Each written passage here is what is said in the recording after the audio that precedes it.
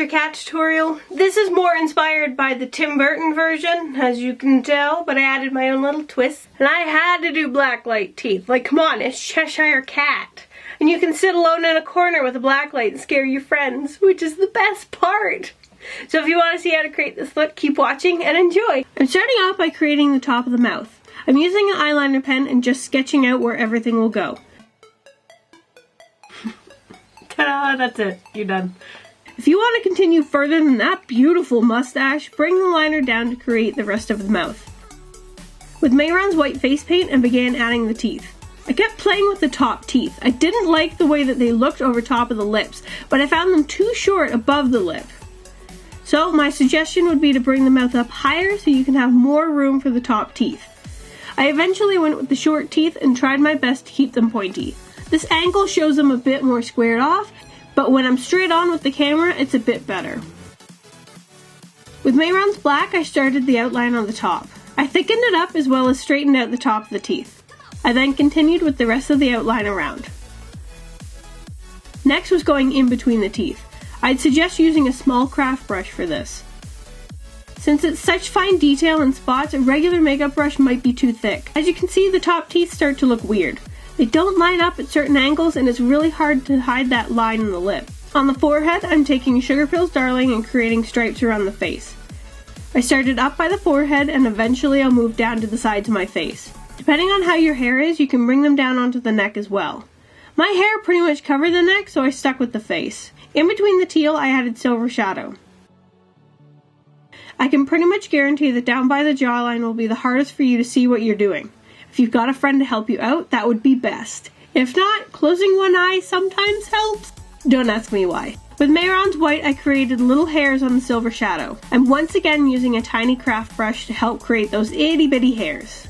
I did this with all the silver stripes. Over the teal stripes, I'm using Lime Crime Hue Liner in Blue Milk. I'm pretty sure that this is discontinued, so you can either use a white or a light blue face paint. Time to move on to the eyes.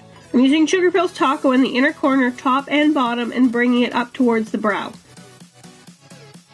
Beside that, I added Sugar Pills Darling to the center and outer corner and blended the two colors together.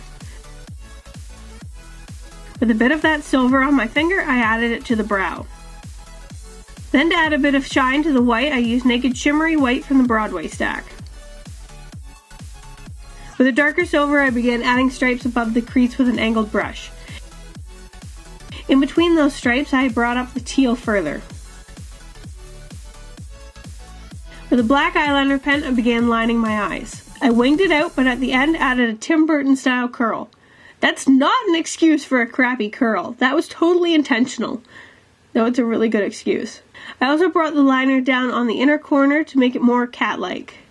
With the glitter in Tinseltown from Lit Cosmetics, I brought it along the dark silver stripes. For the teal, I used Lit Cosmetics Cayman and put it all over the lid and slightly where I brought the teal up. For the inner corner, I used Barbie Shops.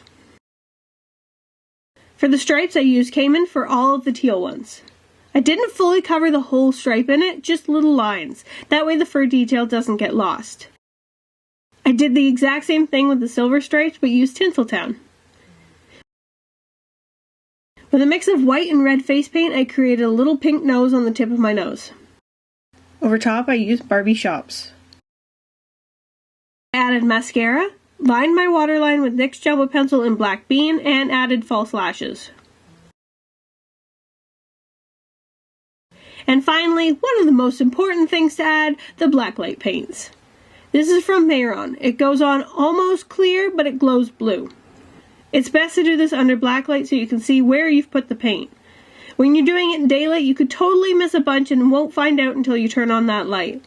I'm using the same small craft brush. And that's it! You're done!